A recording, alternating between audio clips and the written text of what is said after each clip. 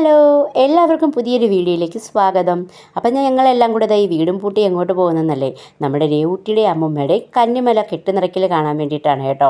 40 പേരടങ്ങുന്ന സംഘമായിട്ടാണ് ഇവരെല്ലാവരും കൂടെ പോകുന്നത്. കൂടെ അപ്പൂപ്പനും കൂടെ ഉണ്ട്. അപ്പോൾ ഈ കഴിഞ്ഞ മെയ് 15-നാണ് ഇവരെല്ലാവരും ശബരിമലയ്ക്ക് പോയത്. ചില കാരണങ്ങൾ കൊണ്ട് നമുക്ക് വീഡിയോ ഇടാൻ ഇത്തിരി താമസിച്ചു പോയി. അപ്പം നമുക്ക് കെട്ടുനിറയ്ക്കലിൻ്റെ കൂടുതൽ വിശേഷങ്ങളും കാഴ്ചകളും കണ്ടാലോ. കണ്ണേറ്റുമുക്ക് ശ്രീ ഭൂതനാഥ സ്വാമി ക്ഷേത്രത്തിൽ വെച്ച് 5 മണിക്കായിരുന്നു കേട്ടോ ഇവരുടെ കെട്ടുനിറയ്ക്കൽ. കന്നിമല ആയതുകൊണ്ട് തന്നെ രേവുൻ്റെതായിരുന്നു ആദ്യം.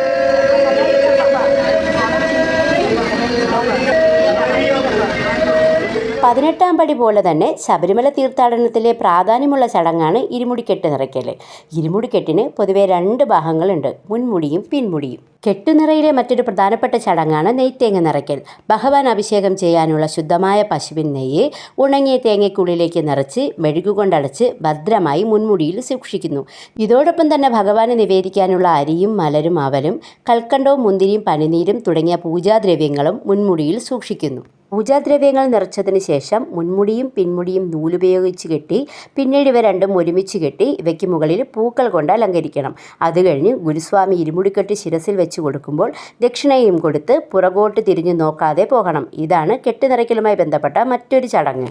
അങ്ങനെ നമ്മുടെ രേവൂട്ടിയുടെ കെട്ടുനിറയ്ക്കൽ കഴിഞ്ഞ് പിന്നേതാ അമ്മയുടെ കെട്ടുനിറയ്ക്കൽ ആരംഭിച്ചിട്ടുണ്ടായിരുന്നു കേട്ടോ.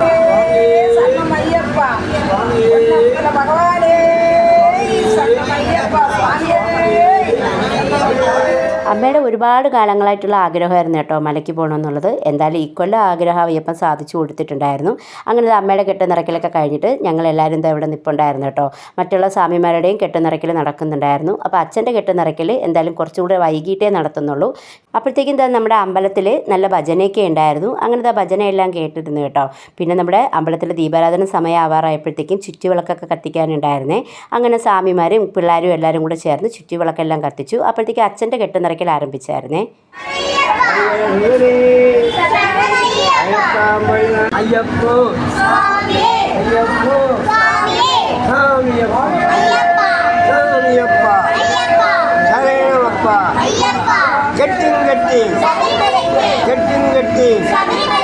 ചേച്ചിക്ക് വേണ്ടിയിട്ട് നെയ്ത്തേങ്ങ നേർന്നിട്ടുണ്ടായിരുന്നേ. അപ്പോൾ അച്ഛൻ്റെ കെട്ടുനിറയുടെ കൂടെ തന്നെയാണ് ചേച്ചിയും നെയ്ത്തേങ്ങ നിറച്ചത്.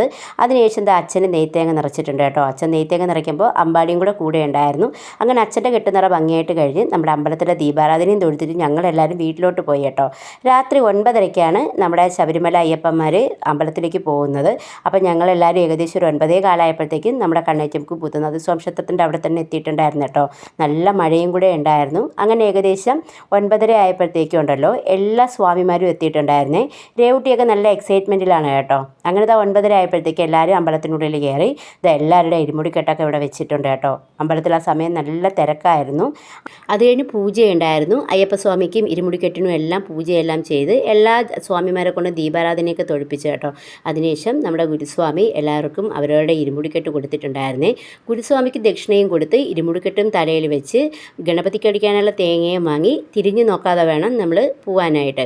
അങ്ങനെ അച്ഛനൊക്കെ ആദ്യമേ ഇരുമുടിക്കെട്ടൊക്കെ വാങ്ങി തേങ്ങയൊക്കെ ഉടച്ചിട്ട് പോയിട്ടുണ്ടായിരുന്നു കേട്ടോ.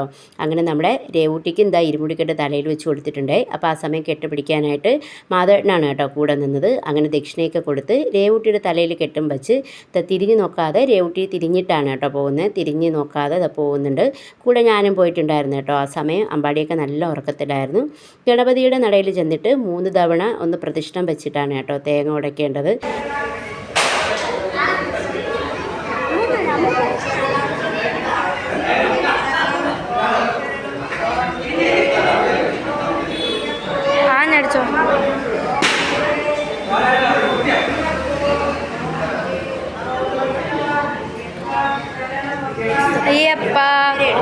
അങ്ങനെ ഗണപതിക്ക് തേങ്ങയെല്ലാം ഉടച്ച് എല്ലാ സ്വാമിമാരും അമ്പലത്തിന് പുറത്തിറങ്ങിയിട്ടുണ്ടായിരുന്നേ. അങ്ങനെ എല്ലാവരും ഇരുമുടി കെട്ടുമായിട്ട് പോവുകയാണ്. അപ്പോൾ ഇവർക്ക് എല്ലാവർക്കും കൂടെ പോകാനായിട്ട് ഇവർ KSRTC ബസ്സാണ് കേട്ടോ ആക്കിയിരുന്നത്. ഈ 40 പേരടങ്ങുന്ന സംഘത്തിൽ ഒത്തിരി കുട്ടികളും സ്ത്രീകളും പുരുഷന്മാരും ഒക്കെ ഉണ്ടായിരുന്നു. ആ സമയത്ത് നല്ല മഴയും ഉണ്ടായിരുന്നു കേട്ടോ. അങ്ങനെ ഒരു 9:50 കഴിഞ്ഞപ്പോഴത്തേക്കും ഈ ബസ് ഇവിടുന്ന് പുറപ്പെട്ടിട്ടുണ്ടായിരുന്നേ. പിറ്റേ ദിവസം രാവിലെ ആയപ്പോൾ തന്നെ അവരവിടെ എത്തിയിട്ടുണ്ടായിരുന്നേ. അങ്ങനെ അവർക്കൊരു 10 മണിക്കുള്ളിൽ ദർശനവും കിട്ടി. നന്നായിട്ട് തൊഴുത്ത് തിരിച്ച് വരാനും പറ്റി കേട്ടോ. പിറ്റേ ദിവസം രാത്രി 8:30 ആയപ്പോഴത്തേക്കും നമ്മുടെ മലയ്ക്ക് പോയവരെല്ലാവരും വീട്ടിലെത്തി കേട്ടോ. പിന്നെ അമ്പലത്തിൽ പോയിട്ട് മാല ഊരാനായിട്ട് പറ്റിയിട്ടില്ലായിരുന്നു. രാത്രി ആയതുകൊണ്ട് തന്നെ അമ്പലം അടച്ചതുകൊണ്ട് നേരെ വീട്ടിലോട്ട് വന്നു കേട്ടോ. എന്നിട്ട് നമ്മൾ വീട്ടിൽ വിളക്ക് വയ്ക്കുന്ന അവിടെ വിളക്ക് വെച്ച് ശരണവും വിളിച്ച് നന്നായിട്ട് പ്രാർത്ഥിച്ചിട്ട് അവർ 3 പേരും മാല ഊരിയിട്ടുണ്ടായിരുന്നു കേട്ടോ. അയ്യപ്പനെ കൺകുളിർക്ക് കണ്ട സന്തോഷത്തിലായിരുന്നു കേട്ടോ രേവൂട്ടി. അവളുടെ കന്യമല യാത്ര അവൾക്ക് ഒത്തിരി ഭയങ്കര സന്തോഷമായി. അവൾക്ക് ഒത്തിരി ഇഷ്ടപ്പെട്ട യാത്രയായിരുന്നു കേട്ടോ ഇത്. അപ്പോൾ ഇതാ എല്ലാവർക്കും ഇന്നത്തെ വീഡിയോ ഇഷ്ടപ്പെട്ടെന്ന് വിചാരിക്കുന്നു. അപ്പോൾ നമുക്ക് വീണ്ടും പുതിയ വിശേഷങ്ങളുമായിട്ട് പുതിയ വീഡിയോയിൽ വീണ്ടും കാണാം. അതുവരെ താങ്ക്